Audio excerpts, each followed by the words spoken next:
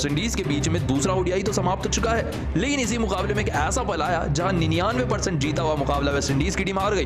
दोस्तों पहले तो बल्लेबाजी से करिश्मा किया था शाई होप ने, जिन्होंने 115 रनों की पारी खेली थी और वेस्टइंडीज को 300 के पार पहुंचा दिया था। इन्हें टारगेट का पीछा करते भारतीय टीम में 3 विकेट तो चले गए थे, लेकिन उसके बाद सूर्य कुमार यादव के आउट होने के बाद श्रेयस अय्यर और संजू सैमसंग ने दोनों ने अर्धशतकीय पारी खेली, लेकिन इन दोनों के आउट होने के बाद भी वेस्टइंडीज 99% ये मुकाबला जीत गई थी, क्योंकि दो नए बल्लेबाज मैदान पर थे और स्ट्राइक पर अभी भी 42 रनों की दरकार थी भारतीय टीम को जीत के लिए, जो एक नामुमकिन सी बात थी भारतीय टीम के लिए। वैसे वक्त पर आया अक्षर पटेल और उनके सामने गेंदबाजी करने आए रोमेरियो शेफर्ड। दोस्तों आप सभी को बता दें एक मंजर से पूरा मैच का किस्सा बदल कर रख दिया अक्षर पटेल ने। दोस्तों रोमेरियो शेफर्ड की इस गेंद को सामने की तरफ खेला अक्षर पटेल ने और गेंद लग गई सीधा जाकर हाथों पे रोमेरियो शेफर्ड के। लेकिन आइए इसे करीब से देखते हैं। दोस्तों ये देखिए डायरेक्ट जाकर हाथ में लगी थी गेंद, लेकिन इस गेंद को पकड़ नहीं पाए रोमेरियो शेफर्ड, हाथ में लगकर गेंद छटक गई और गेंद नीचे गिर गई। दोस्तों आप सभी को जानकर ये हैरानी होगी, अगर ये कैच पकड़ लेते रोमेरियो शेफर्ड तो अक्षर पटेल सिर्फ 12 रन पर ही आउट हो जाते। जी हां दोस्तों, अक्षर पटेल 12 रन पर आउट हो जाते अगर शेफर्ड ये कैच पकड़ लेते और इनके बाद कोई बल्लेबाज भी नहीं था। ये एक गलती भारतीय टीम को इतनी भारी पड़ी, तूफानी बल्लेबाजी कर वेस्टइंडीज को खून के आंसू रुलाए अक्षर पटेल ने। 12 रन पर जीवनदान मिला अक्षर पटेल को, जिसके भरपूर फायदा उठाया अक्षर पटेल ने और भारतीय टीम को 2 विकेटों से शानदार जीत दिलाई। जो मुकाबला भारतीय टीम 99% हार चुकी थी, उस मुकाबले को अक्षर पटेल ने 65 रनों की तूफानी पारी खेलकर जिताया, वो भी सिर्फ एक जीवनदान की बदौलत। दोस्तों आप सभी को बता दें अक्षर पटेल 12 रन पर ही आउट हो जाते अगर वो शेफर्ड ये कैच पकड़ लेते। दोस्तों मैच हारने के बाद निकोलस पूरन बुरी तरीके से रोने लगे। दोस्तों जाहिर सी बात है गलती पूरी भारतीय टीम को जीत दिला बैठी और वेस्टइंडीज को डुबा बैठी। दोस्तों आपको क्या लगता है कौन सी गलती की वजह से वेस्टइंडीज ये मुकाबला हारा? इसका जवाब हमें कमेंट में एक बार जरूर बताते हुए जाएं। दोस्तों वेस्टइंडीज के खिलाफ भारतीय टीम ने दूसरे वनडे को जीतकर मैदान पर इतिहास रच दिया है। दोस्तों भारत बनाम वेस्टइंडीज का दूसरा वनडे मुकाबला शानदार रहा और भारतीय टीम ने 2 विकेटों से तूफानी मुकाबला जीत लिया है। दोस्तों इस मुकाबले के स्टार बल्लेबाज रहे अक्षर पटेल, जिन्होंने इस मुकाबले में एक ऐसी पारी खेली जो इतिहास में सुनहरे अक्षरों से लिखी जाने वाली है। दोस्तों इस मुकाबले में अक्षर पटेल ने 64 रनों की तूफानी पारी खेली 35 गेंदों में, लेकिन 47वें ओवर की 5वीं गेंद पूरी दुनिया याद रखेगी जो अक्षर पटेल ने किया। दोस्तों आवेश खान बल्लेबाजी करने आए, उनके साथ साइड बल्लेबाज थे हमारे अक्षर पटेल।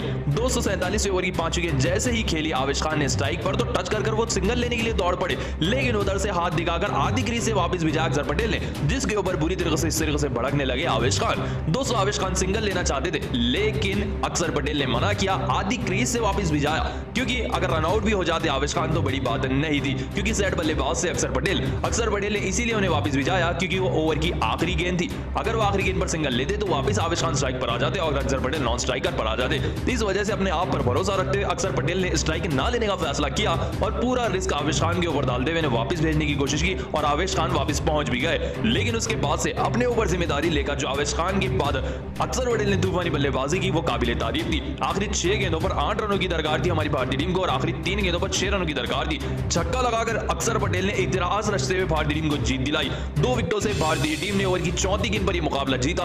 2 गेंदें बाकी रहते हुए आखिरी ओवर आज से ज्यादा रोमांचक था, आखिरी ओवर बेहतरीन था। दोस्तों आपको क्या लगता है क्या सिराज एक बेहतरीन गेंदबाज बन सकते हैं या नहीं? इसका जवाब हमें कमेंट में एक बार जरूर बता दें। दोस्तों अक्षर पटेल की आज की दूसरे ओडीआई की इनिंग ने तहलका मचा कर रख दिया है। दोस्तों भारतीय टीम ने 212 रन चेस कर लिए हैं वेस्टइंडीज के खिलाफ। दोस्तों दूसरे वनडे मुकाबले में पहली इनिंग में 311 रन लगाए थे वेस्टइंडीज ने। इतने टारगेट का पीछा करते हुए 3 गेंदों पर 6 रनों की दरकार थी। अक्षर पटेल ने अगली ही गेंद पर यह छक्का लगाकर वेस्टइंडीज के रोंगटे खड़े कर दिए।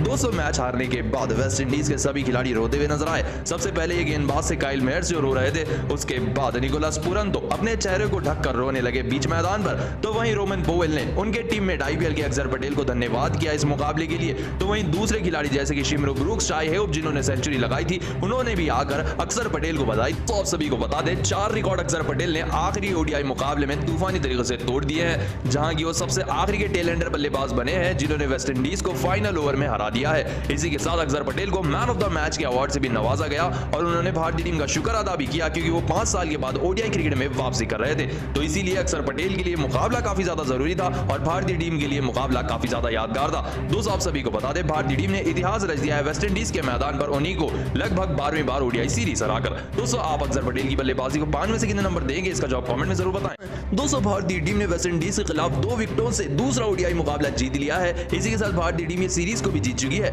लेकिन इस मुकाबले में आखिरी ओवर एक और बार रोमांचक हुआ, जहां अक्षर पटेल ने अपनी तूफानी गेंदबाजी का जलवा दिखाया। आइए आपको बताते हैं आखिरी ओवर का पूरा रोमांच। आखिरी 6 गेंदों पर 8 रनों की दरकार थी भारतीय टीम को जीतने के लिए। 200 गेंदबाज से और कोई नहीं, काइल मेयर्स। ऐसे में जैसे ही अक्षर पटेल स्ट्राइक पर आ गए, काइल मेयर्स ने आखिरी ओवर की पहली गेंद डाली। 8 रन चाहिए थे 6 गेंदों पर। पहली गेंद अक्षर पटेल ने बल्ले को जोर से घुमाया, लेकिन गेंद हो गई डॉट, जिसके चलते अक्षर पटेल प्रेशर में आ गए और अब 5 गेंदों पर 8 रनों की दरकार थी। 200 की अगली गेंद सामने की तरफ के लिए अक्षर पटेल ने वो सिंगल लेना नहीं चाहते थे, लेकिन रन ज्यादा थे, इसीलिए उन्होंने किसी भी तरीके से सिंगल ले लिया। लेकिन अब स्ट्राइक पर आ गए थे मोहम्मद सिराज। दोस्तों आप सभी को बता दें, मोहम्मद सिराज को जैसे ही अगली गेंद काइल मेयर्स ने डाली तो मोहम्मद सिराज ने चतुराई भरा काम करते हुए स्ट्राइक सिंगल लेकर सीधा अक्षर पटेल को स्ट्राइक दे चलते अब 6 रन चाहिए थे जीत के लिए भारतीय टीम को 3 गेंदों पर। स्ट्राइक पर थे हमारे ऑलराउंडर जो कि अर्धशतक लगा चुके थे अक्षर पटेल।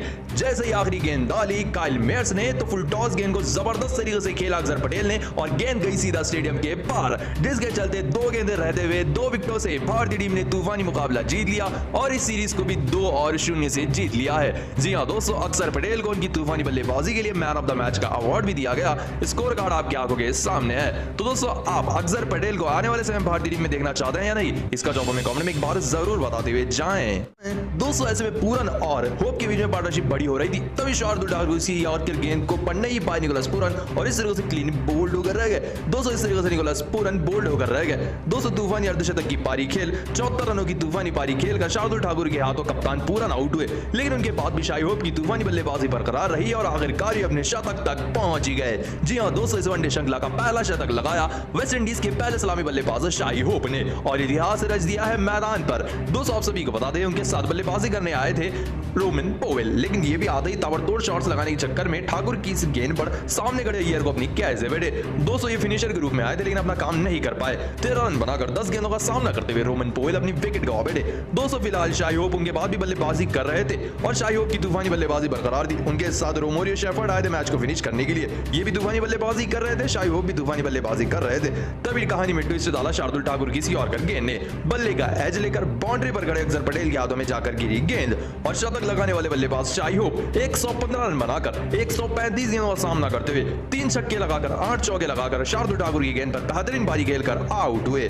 दोस्तों इनके बाद मैदान पर आकिल हुसैन ने 6 रन लगाए और उनके साथ बल्लेबाजी कर रहे थे रोमोरियो शेफर्ड जिन्होंने 15 रन लगाए, जिसी के साथ 50 ओवर पूरे हो गए वेस्ट इंडीज के और वेस्ट इंडीज ने अपने निर्धारित 50 ओवर में भारतीय टीम के खिलाफ दूसरे वनडे मुकाबले में 311 रन लगा दिए हैं। जी हां दोस्तों, 311 रन लगा दिए वेस्ट इंडीज ने 6 विकेट के नुकसान पर। ऐसे में इतने टारगेट का पीछा करने थे हमारी भारतीय टीम। एक और बार शुभमन गिल और शिखर धवन ने भारतीय टीम को शुरुआत दिलाई, लेकिन इस बार इन दोनों की शुरुआत ज्यादा बड़ी नहीं हो पाई। 250 रनों की साझेदारी तो ये दोनों कर बैठे थे और अपनी साझेदारी को आगे बनाने के सपने भी देख रहे थे, तभी हो गया बड़ा कारनामा शिखर धवन के साथ। दोस्तों आप सभी को बता दें, रोमोरियो शेफर्ड की बाउंसर गेंद को खेल तो बैठे शिखर धवन, लेकिन उन्हें नहीं पता था कि बाउंड्री पर फील्डर भी तैनात है और डाइव कर फील्डर ने शानदार कैच लपक ली। गब्बर शिखर धवन कप्तान 13 रन बनाकर शेफर्ड के हाथों इस मुकाबले में आउट हुए। दोस्तों इनके बाद शुभमन गिल कुछ अतरंगी शॉट्स लगाते हुए नजर आए और इसी में बड़ी गलती कर बैठे। मैच की इस पीछे का शॉट खेलने की गेंद पर ऐसे बैठे अपने बल्ले का और इसी गेंद के सामने आ गए रोमारियो शेफर्ड, जिस गलती से मुकाबले में 43 रन बनाकर 49 गेंदों का सामना करते शुभमन गिल अपनी बड़ी विकेट गवा बैठे। दोस्तों इनके बाद बल्लेबाजी करने आए नंबर 4 पर सूर्य कुमार यादव। इनसे भी बड़ी उम्मीद थी भारतीय टीम को और ऐसा लग रहा था कि ये बड़ी पारी खेलेंगे, लेकिन ये भी फंस कर रह गए मेयर्स की इस गेंद पर इस तरीके से इनसाइड एज के चलते बोल्ड होकर रह गए, जिस गलती से मुकाबले में सूर्य कुमार यादव मात्र 9 रन बनाकर 8 गेंदों का सामना करते अपनी बड़ी विकेट गवा बैठे। 203 विकेट गिर गए। उसके बाद सूर्य कुमार यादव के बाद संजू सैमसन आए और उनका साथ देने आए श्रेयस अय्यर। ऐसे में श्रेयस अय्यर और संजू सैमसन के बीच में बेहतरीन साझेदारी हो गई, जिसके चलते दोनों ने अर्धशतक से भी ज्यादा की साझेदारी निभा दी थी। दोस्तों आप सभी को बता दें, इस साझेदारी को और भी बढ़ा किया श्रेयस अय्यर ने अपने तूफानी अर्धशतक से। जी हां दोस्तों, एक और बार तूफानी अर्धशतक लगाया हमारे वाइस कप्तान भारतीय टीम के श्रेयस अय्यर ने। दोस्तों आप सभी को बता दें, श्रेयस अय्यर ने 57 गेंदों पर अपना अर्धशतक पूरा किया, लेकिन इस पारी को वो और ज्यादा बड़ी पारी में नहीं बदल पाए। दोस्तों आप सभी को बता दें, अल्जर रीस जोसेफ की इस गेंद को पूरी तरह से मिस कर बैठे और एलबीडब्ल्यू आउट दे दिया अंपायर ने श्रेयस अय्यर को। लेकिन इसके बाद श्रेयस अय्यर ने रिव्यू लेने का फैसला किया, लेकिन रिव्यू में भी गेंद लग रही थी स्टंप्स पे, जिसके चलते अंपायर ने आउट दिया श्रेयस अय्यर को। 63 रन बनाकर श्रेयस अय्यर अपनी बड़ी विकेट गवा बैठे। दोस्तों इनके बाद मैदान पर दीपक हुडा आए बल्लेबाजी करने के लिए। भारतीय टीम का स्कोर 190 के पार ले गए दीपक हुडा और संजू सैमसन। दोस्तों दीपक हुडा तो नए आए बल्लेबाजी करने के लिए, लेकिन संजू सैमसन ने इस मुकाबले में बेहतरीन अर्धशतकीय पारी खेली। संजू सैमसन ने बेहतरीन बल्लेबाजी की। दोनों ने मिलकर भारतीय टीम को जीत की गाड़ी को आगे बढ़ाया। ऐसे में संजू सैमसन अकेले योद्धा बनकर खेल रहे थे भारतीय टीम के, लेकिन संजू सैमसन से भी अर्धशतक लगाने के बाद हो गई गलती। दोस्तों इस तरीके से बैक साइड शॉट खेलकर सिंगल चुराने के लिए दौड़ पड़े संजू सैमसन और दूसरे एंड से इस तरीके से काइल मेयर्स ने डायरेक्ट हिट मारकर संजू सैमसन को रन आउट कर दिया, जिसके चलते 54 रन बनाकर 51 गेंदों का सामना करते संजू सैमसन आउट हुए। दोस्तों उनके बाद बल्लेबाजी करने आए मैदान पर दीपक हुडा, लेकिन ये भी ज्यादा देर मैदान पर टिक नहीं पाए। अकील हुसैन की इस गेंद पर बल्ले का एज ले बैठी गेंद और जाकर गिरी सामने हिडल वॉश के हाथों में, जिसके चलते इस मुकाबले में दीपक हुडा 33 रन बनाकर 36 गेंदों का सामना करते अपनी बड़ी विकेट गवा बैठे। लेकिन उसके बाद वेस्ट इंडीज के लिए विलन बनकर आए हमारे अक्षर पटेल और आते ही ताबड़तोड़ बल्लेबाजी से चौके छक्के लगाना शुरू कर दिया। तूफानी बल्लेबाजी कर अपना